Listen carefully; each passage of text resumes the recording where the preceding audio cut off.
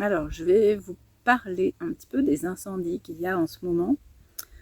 Pas seulement près de chez moi, là en Gironde, mais un petit peu dans le reste de la France. Et pas que, hein, d'ailleurs, pas que, il y a d'autres endroits qui sont concernés par la même chose. Parce que j'avais vu pas mal de demandes, d'appels, justement tout ce qui était coupeur de feu, à se rassembler, à prier, etc. Et, euh, et moi, j'aime bien demander avant l'aval de mes guides. Et en fait, il y a un matin où mes guides m'ont dit non, n'interviens pas. Alors, autant vous dire que clairement, j'ai posé la question du pourquoi, du comment. Parce que là, ils sont un petit peu gonflés de dire ça, mais pourquoi? En fait, ces feux, alors effectivement, sont d'origine humaine, on s'en doute qu'à moitié.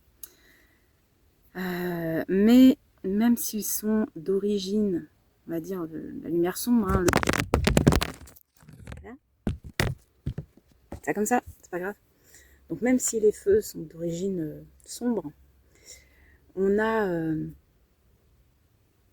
cette origine sombre, elle déclenche derrière une vague de lumière. Vous ne pouvez pas imaginer à quel point ça engendre des choses positives derrière. Alors, évidemment, ceux qui auront perdu leur maison dans les flammes ne vont pas forcément le voir comme ça. J'entends. Mais du point de vue humain, d'un point de vue humain, ces feux, en fait, alors en Gironde notamment, on sait hein, globalement que le déclencheur, ça a été une opération de débroussaillage menée par Engie. C'est marrant parce que justement, Engie est en première ligne pour installer des champs de photovoltaïque sur ces mêmes parcelles, sur cette même surface. Et c'est quand même une sacrée coïncidence, hein. Et c'est pas comme si tous les endroits de grands feux de forêt en France correspondaient eux aussi à des projets de photovoltaïque. Oh, bah ça alors. Bref, vous l'aurez compris, la coïncidence, j'y crois une fois, deux fois, trois fois, faut pas me prendre pour une buse.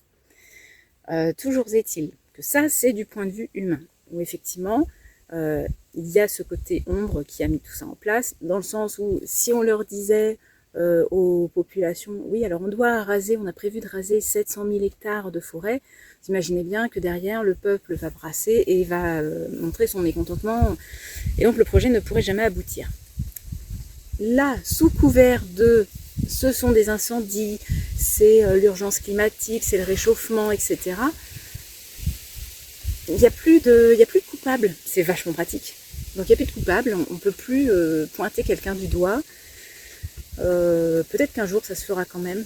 On remontera un petit peu toute la ligne, toute l'échelle et on arrivera à savoir qui a été décisionnaire là-dedans. En tout cas, du point de vue humain, effectivement, c'est une catastrophe. Du point de vue, moi j'aime bien toujours me placer du point de vue de l'âme. Alors là, en l'occurrence, je vais me placer, on va dire, du point de vue subtil. Déjà, sachez que tous les animaux sont globalement aidés. Voilà, j'ai demandé, j'ai pas ressenti énormément de souffrance hein, du point de vue, en tout cas pour ce qui concerne les animaux. Ils sont aidés et on le sait que pour la grande transition qui arrive, beaucoup d'animaux doivent traverser. Donc c'est une manière de les faire traverser. Voilà, c'est un moyen de les faire traverser. Donc évidemment, ils sont aidés. Donc il n'y a pas réellement de souffrance. En tout cas, ils n'ont pas gardé signe de souffrance de ce côté-là. Donc déjà, point positif. Ensuite, en dehors du super élan de solidarité qui est en train de se créer, donc avec les soutiens aux pompiers, on a quand même beaucoup les agriculteurs, on a aussi des personnes lambda qui viennent aider, on a des organisations, on a des associations, des refuges, etc., qui viennent sur place pour aider. Donc déjà, grande solidarité.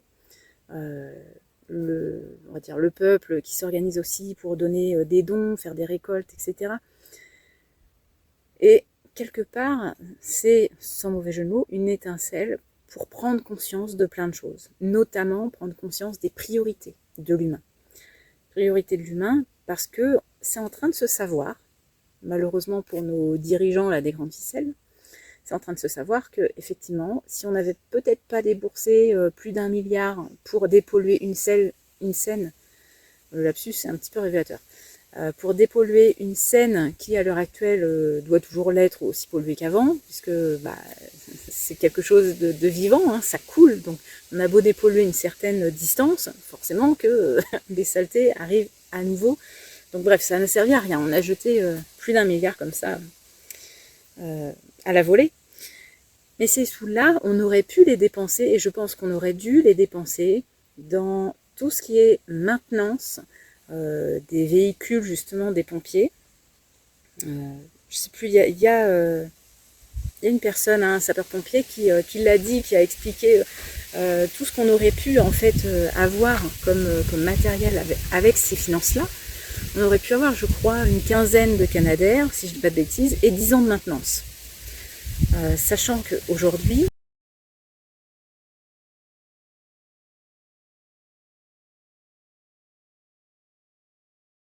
en plus les véhicules terrestres pour les pompiers, on leur impose de mettre le système AdBlue, donc qui est le système anti-pollution, pour des véhicules qui vont au front. Donc forcément, avec la cendre et les particules hyper fines, forcément que ce système-là s'engorge hyper rapidement et donc fait tomber les véhicules en panne. Donc c'est quand même une aberration de leur imposer ça. Et du coup, en fait, toutes ces finances qui n'ont pas été allouées au budget des sapeurs-pompiers, parce qu'il y a quand même eu une commande de, je crois, 10 ou 15 Canadair encore qui a été annulée, parce qu'on a jugé que c'était pas utile. Quand les pompiers ont eu ces revendications en début 2026, en janvier, ils ont été accueillis avec des lacrymos par les CRS. Enfin, ça s'est pas du tout fait dans la joie et la bonne humeur. Donc là, on a tout le peuple français qui est en train de s'éveiller à justement quelles sont les priorités que l'on devrait avoir. Parce que c'est pareil, hein, toute la surface de la ville du Porge qui a été méchamment détruite. Je crois qu'il doit rester, j'ai vu ça passer, comme quoi il restait qu'une dizaine de maisons qui n'avaient pas brûlé. Faut savoir que le feu a atteint ce village-là le vendredi et de manière extrêmement virulente. Et il n'y avait pas de pompiers. A priori, il n'y avait pas de pompiers sur place. À la place, ils étaient plutôt situés au Cap Ferret depuis le jeudi à procéder à l'évacuation. Alors qu'il n'y avait pas d'urgence vitale. Simplement, demandez-vous qui habite au Cap Ferret. Voilà. Le Porge, on a ce qu'on pourrait appeler le petit peuple. Ceux qui vont travailler matin, midi et soir. Ceux qui vont habiter ici tous les jours de l'année. Et au Cap Ferret, on a des maisons de vacances, on a des stars qui viennent, qui vivent avec 15 jours dans l'année. Essayez de vous renseigner sur qui sont ces stars, sur qui est cette classe haut de gamme qui vit là-bas. Et peut-être que ça donne des pistes de réponse. En dehors de ça, effectivement, la France... Alors, on m'a signifié aussi que pour l'Airbus A400, je sais plus quoi, qui a été dépêché là sur la Gironde, là-haut ils m'ont dit que c'était en bisbille avec un autre endroit. Apparemment il y a un autre pays qui est en train de tirer la sonnette d'alarme pour essayer de la voir. Alors peut-être l'Espagne, parce que de ce que j'ai cru comprendre, ils ont des feux très très conséquents et hors de contrôle aussi, pas très loin de Madrid. Donc ça pourrait être l'Espagne, mais en l'occurrence, ces feux en France sont en train de faire une étincelle d'éveil chez les Français, mais de par un peu on se tire pour avoir le A400 et quelques pour être présent sur les feux, est en train aussi d'éveiller par incidence indirecte, et c'est en train d'éveiller des consciences qui sont d'ordre européen. Donc oui, on a l'équivalent de plus de 200 maisons, habitations qui ont été brûlées, et c'est dommageable, mais derrière on a des millions de personnes qui sont en train d'enlever leurs œillères et de se dire ouais, en fait, il faut vraiment qu'on revoie ces priorités-là. Et les pompiers, c'est un pôle prioritaire, c'est un pôle où on doit faire attention, on doit donner les moyens, parce qu'aujourd'hui, les pompiers ne les ont absolument pas. Ça y est, je suis en train de me faire parasiter. Dis ma grosse mouche. Et oh, la super vue. Jésus, es-tu là? Et du coup, en fait, du point de vue, non seulement de l'âme, mais du point de vue, on va dire, subtil, c'est quand même formidable cet éveil de conscience qui est en train de se produire. Voilà. Et toutes les interventions qui pourraient advenir sur... alors on ne pourra pas, de toute façon, vu la force qu'il y a, on ne pourra pas couper ce feu. En tout cas, je parle de celui de Gironde. Mais il serait possible de le ralentir. Et c'est ce qu'on m'a signifié, c'est que ralentir cette transition, cet éveil qui est en train d'avoir lieu, c'est pas forcément positif.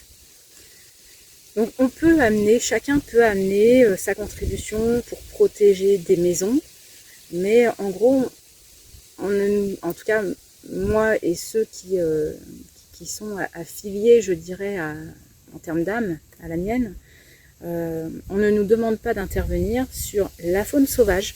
Il y a aussi une très bonne solidarité du côté de la faune sauvage qui doit rester pour l'instant.